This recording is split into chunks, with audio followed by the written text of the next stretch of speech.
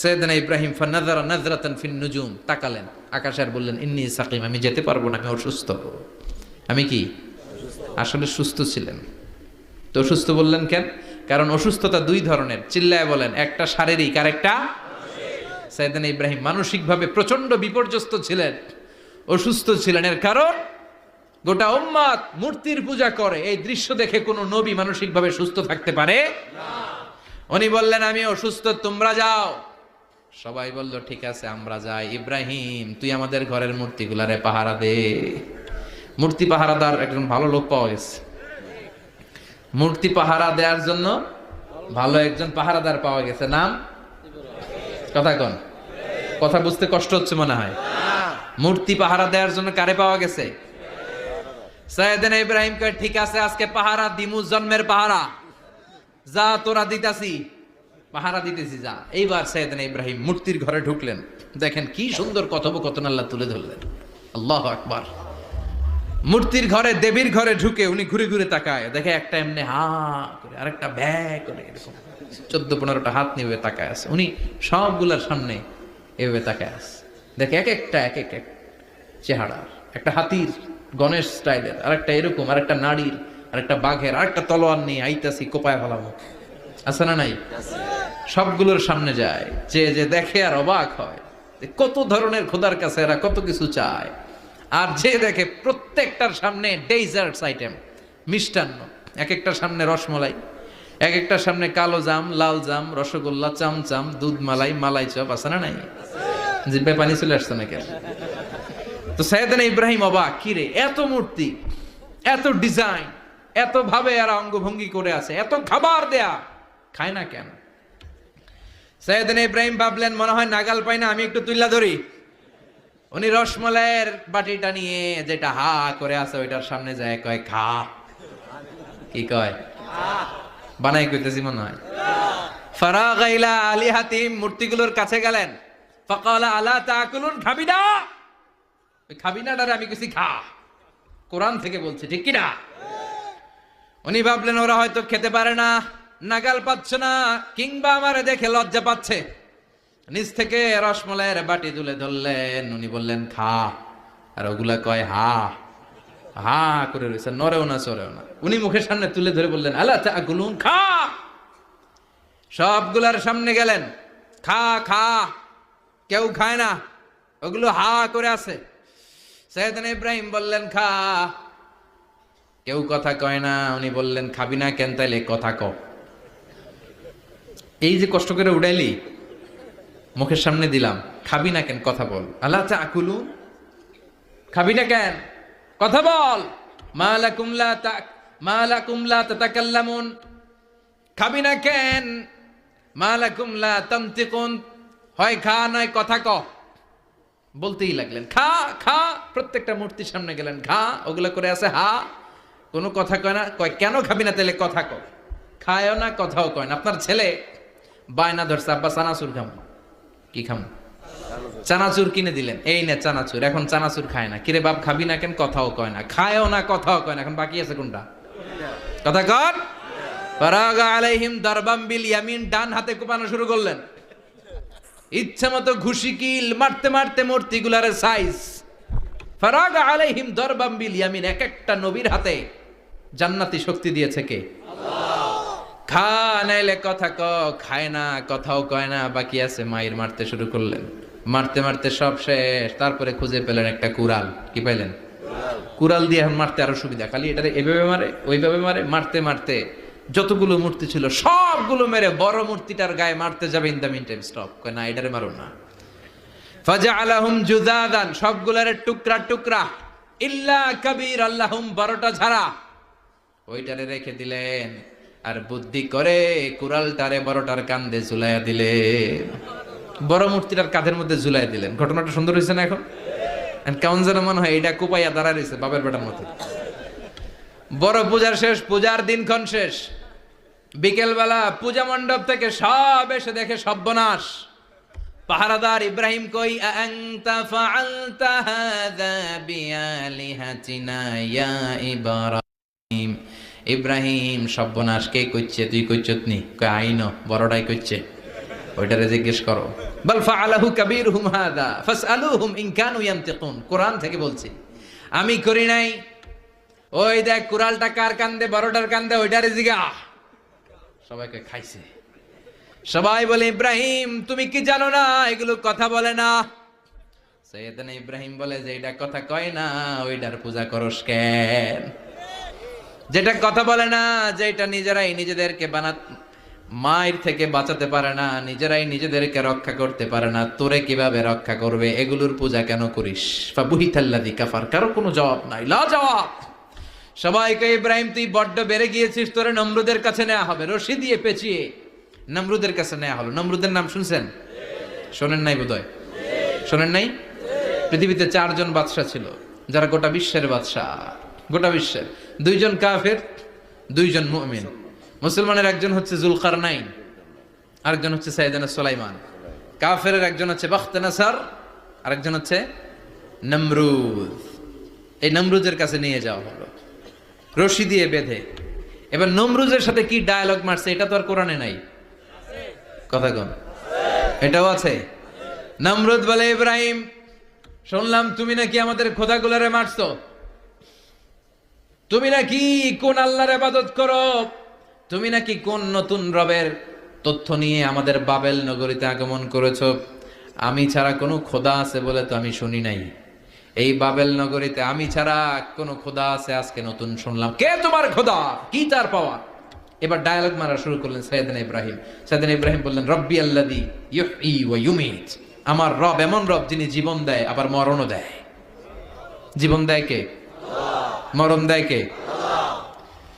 নমরুদ বলে তাই তোমার আল্লাহ জীবন দেয় মরণ দেয়? আনা উহয়ী ওয়া উমীত। এবার নমরুদ ডায়ালগ মারতেছে, খালি ডায়ালগ।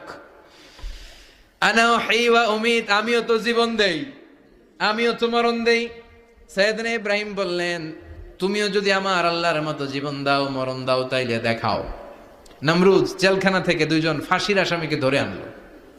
ধরে এনে একটা ধারালো ছুরি নিয়ে প্রথম আসামির পেটের ভিতরে ধা করে ছুরিটা ভরে দিয়েছে। ফিনকি দিয়ে রক্ত ছুটলো। লোকটা ছটফট ছটফট ছটফট করতে করতে দুনিয়া থেকে বিদায়। এবার পেট থেকে ছুরিটা বের করে দ্বিতীয় আসামির পেটের মধ্যে ঢুকাতে যাবে ধা করে। In the meantime stop, ঢুকায় নাই। পেটে ঢুকাইতে যেও ঢুকায় নাই। কয় ইব্রাহিম এই যে দেখো তোমার সামনে প্রথম লোকটারে আমি মৃত্যু দিলাম, আর এটার মৃত্যুর পথ থেকে বাঁচাই এটারে আমি জীবন দিলাম। প্রথমটারে দিলাম জীবন, পরেরটারে দিলাম, প্রথমটারে দিলাম মরণ, পরেরটারে দিলাম জীবন। তোমার রব যেরকম করে জীবন দেয় আর মৃত্যু দেয়, আমিও জীবন দেই আমিও মৃত্যু দেই। চিল্লায় পড়েন নাউযুবিল্লাহ। সাইয়েদনা ইব্রাহিম বিপদে পড়ে গেলেন। তাই তো আসলেই তো প্রথম লোকটারে মৃত্যু দিল, দেয় নাই? কথা কন, ছুরি মেরে রক্ত বের করে ওর মৃত্যু দেয় নাই? পরের লোকটারও একই ভাবে মৃত্যু দিতে যে সেখান থেকে বাঁচিয়ে জীবন দিল। ভেজাল আছে না নাই?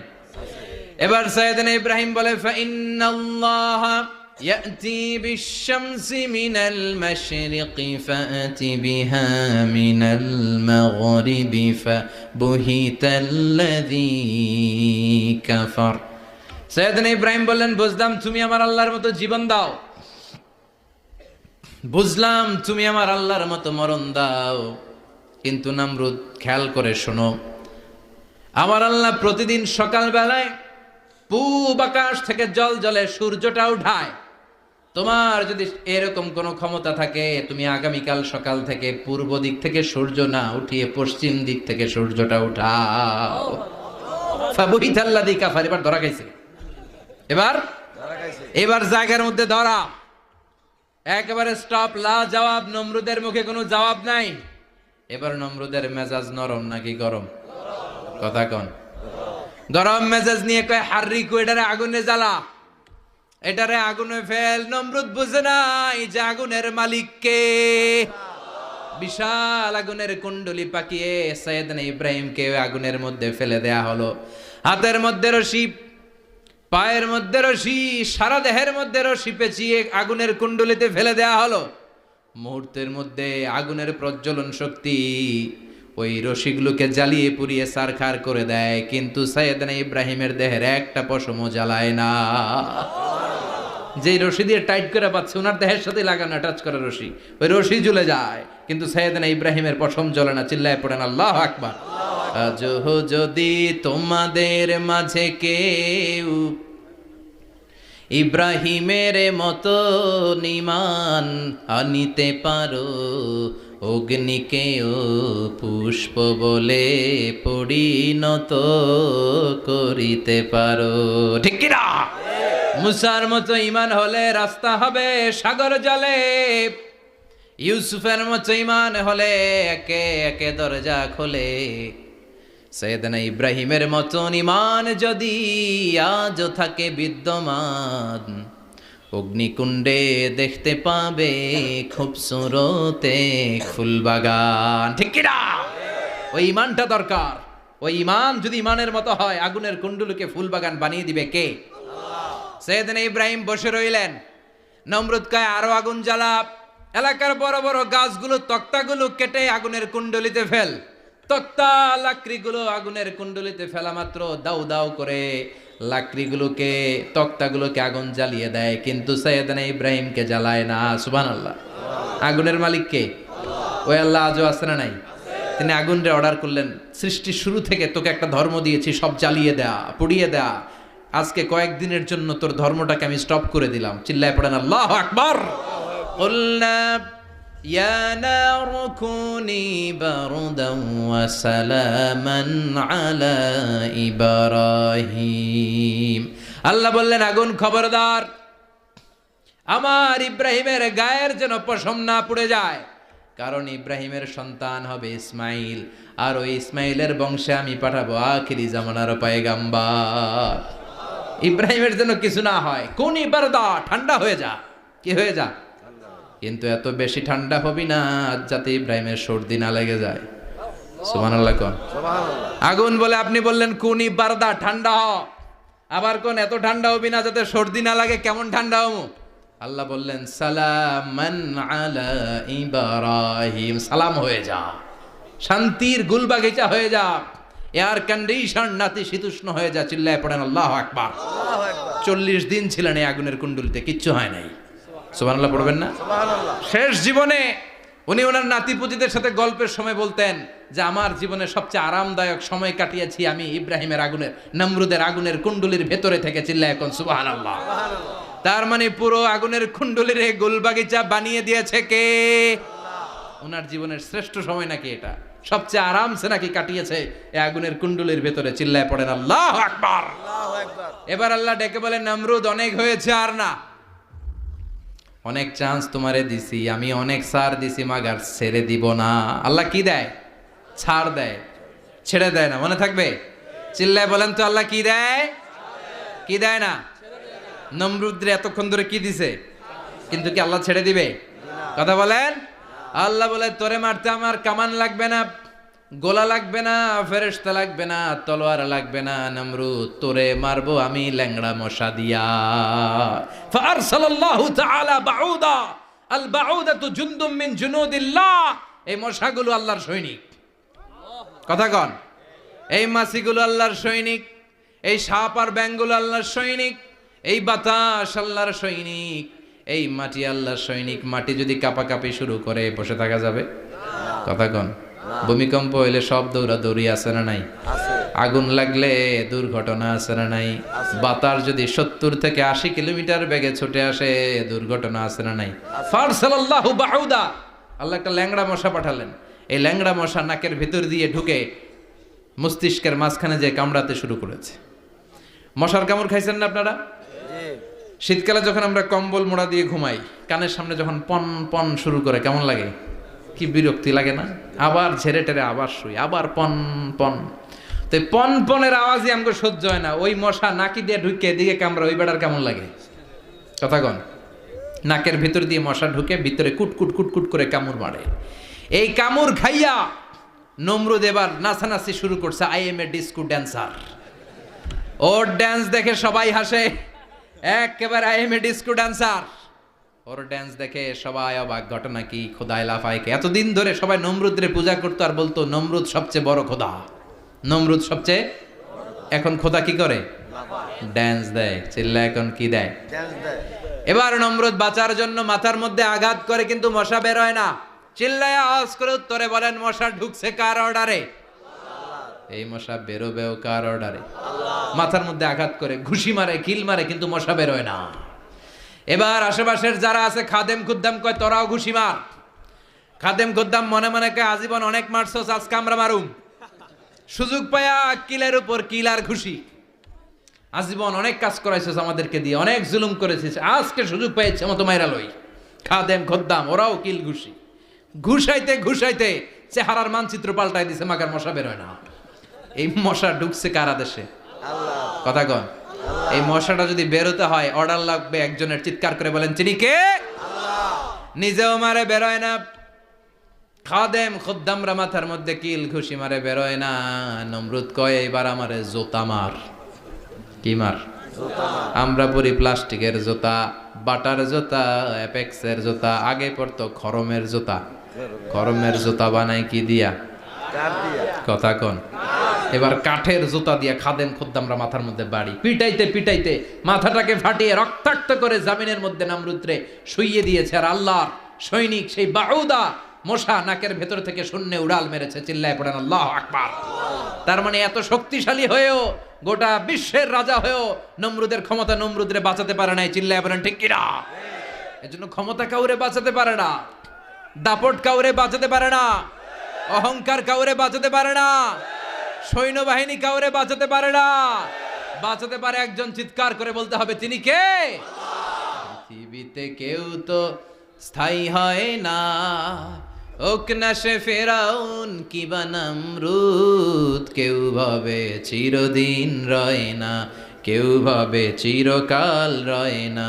পৃথিবীতে কেউ স্থায়ী হয় না, ওক না সে ফেরাউন কিবা নমরুদ। কেউ ভাবে চিরদিন রয় না। চিল্লা এখন ঠিক কিনা? সাইয়েদনা ইব্রাহিমের সবগুলো কথা কোথায় কি ডায়ালগ মারলেন, আল্লাহর কাছে এত ভালো লেগেছে, আল্লাহর কোরআনের ভেতরে তুলে দিয়েছে কে? আবার তিনি যতগুলো দোয়া জীবনে করেছেন সব কবুল করেছে কে? তিনি দোয়া করলেন রাব্বি জাআলনি মুকিমাস সালাতি ওয়া মিন যুররিয়াতি রাব্বানা ওয়া তাকাব্বাল দুআ। হে নামাজি আমার ঘরে নামাজ পড়ো আজ, দিলে মে তোমার চরণ তলে হৃদয় যায় নামাজ। হে নামাজি আমার ঘরে নামাজ পড়ো আজ, দিলে মে তোমার চরণ তলে হৃদয় যায় নামাজ। আল্লাহু আকবার পড়েন। তিনি দোয়া করলেন আল্লাহ রব্বি জাআলনি মুকিমাস সালাহ। আল্লাহ আপনি আমার নামাজ কায়েমকারী বানান। কি কায়েমকারী? নামাজ। তার মানে নামাজ পড়লে সবাই মিলে পড়তে হবে, ঠিক কিনা? নামাজ কায়েমকারী বানান। আমার সন্তান ইসমাইলের নামাজ কায়েমকারী বানান। আমার দোয়াটা কবুল করেন। কবুল করে নিল কে? আবার বললেন আল্লাহ মক্কার নিরাপদ বানান। কবুল করলো কে? আবার বললেন ওয়াবা'আস ফীহিম রাসূলা। আল্লাহ এই শহরে একজন নবী পাঠান। কবুল করলো কে? যত দোয়া করছে সব কবুল করে নিল কে? এজন্য সাইয়েদনা ইব্রাহিমের জীবনী থেকে কি কি শিক্ষা গুনতে শুরু করেন। নাম্বার 1 আল জিহাদু দিদ্দা শিরক। ওনার জীবন থেকে প্রথম শিক্ষা হচ্ছে শিরকের বিরুদ্ধে জিহাদ। মুমিনের জীবনে জিহাদ চলবে কিসের বিরুদ্ধে? উনি মূর্তির সাথে আপোষ করে নাই, গাছের সাথে আপোষ করে নাই, মাছের সাথে আপোষ করে নাই, ধ্রুবতারা চাঁদ সূর্যের সাথে আপোষ করে নাই। উনি এক আল্লাহকে খুঁজে পেয়েছে। চিল্লায় বলেন ঠিক কিনা? আল্লাহ সব গুনাহ ক্ষমা করে, শিরকের গুনাহ ক্ষমা করে না। 2 নাম্বার শিক্ষা হচ্ছে সত্যকে অন্বেষণ করতে হবে। ওইটা আমার বাবার বিরুদ্ধে যাক, ওইটা আমার দাদার বিরুদ্ধে যাক, ওইটা আমার দলের বিরুদ্ধে যাক, ওইটা আমার মতের বিরুদ্ধে যাক, সত্য যেখানে আমিও সেখানে। চিল্লায় এখন ঠিক কিনা?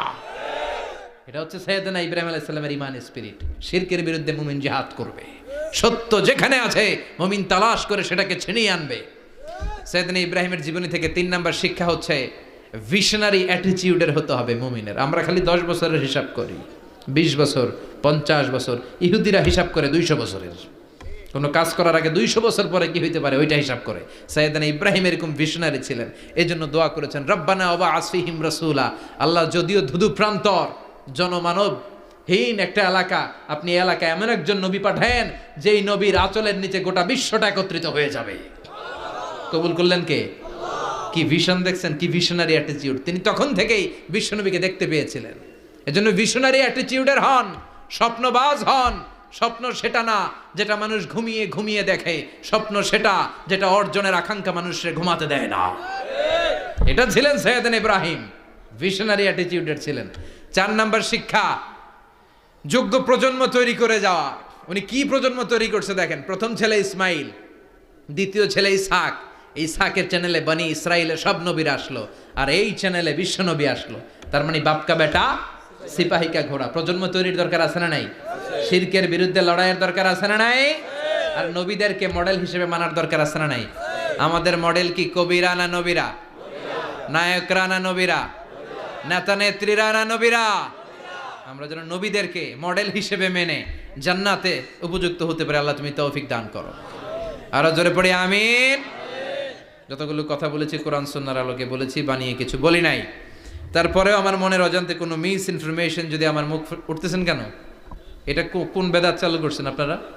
হ্যাঁ, এটা খুব বড় বেয়াদবি। বসেন বসেন। 2 ঘন্টা যার সামনে লেকচার শুনলেন, এর পিঠ দিয়ে চলে যায়। এগুলো পাইছেন কোথায় আপনারা? কারো আলোচনার সময় এগুলো করবেন না, একসাথে বিদায় নেবেন। কথা বলেন। আপনি এখানে কোরআনের দার্সে এসেছেন, কোরআন থেকে দার্স হয়েছে, আপনি হৃদয়টারে আলোকিত করেছেন, আপনি ভদ্রভাবে একসাথে বিদায় নেবেন। যদি ঘোষণা আসে সেন্ট্রালি যে আমরা বিদায় নিচ্ছি, বিদায় নেবেন। যদি ঘোষণা আছে দোয়া নিয়ে বিদায় নেবেন। বক্তা আলোচনা শেষ না করতেই ওঠা বসা, এটা কোত্থেকে শিখেছেন? এটা ঠিক না। এই অ্যাটিটিউড পাল্টান। সাইয়েদনা ইব্রাহিমের সৈনিক যারা, এরা এরকম হতে পারে? বিশ্বনবীর উম্মত যারা, তারা এরকম করতে পারে? আল আদাবু ফাওকা কুল্লি শাই, ভদ্রতা সবকিছুর উপরে। ভদ্রতা সবকিছুর উপরে। আমরা যেন মুআদ্দাব হই, আদব বলা হই। আল্লাহ তুমি আমাদেরকে বোঝার তৌফিক দান করো। নবীরা যে শিক্ষা, যে উপমা, যে মেসাল আমাদের জন্য রেখে গেলেন, আমরা যেন এগুলো আমল করে জীবনটারে আলোকিত করতে পারি, তৌফিক দান করো। সাইয়েদনা ইব্রাহিমের জীবনী গ্রন্থ ঘরে থাকা চাই। আমি দেদারসে আলোচনা করে যাই না, আমি বাড়ির কাজ দিয়ে যাই। সাইয়েদনা ইব্রাহিমের জীবনীর একটা গ্রন্থ, ওনার বায়োগ্রাফি অফ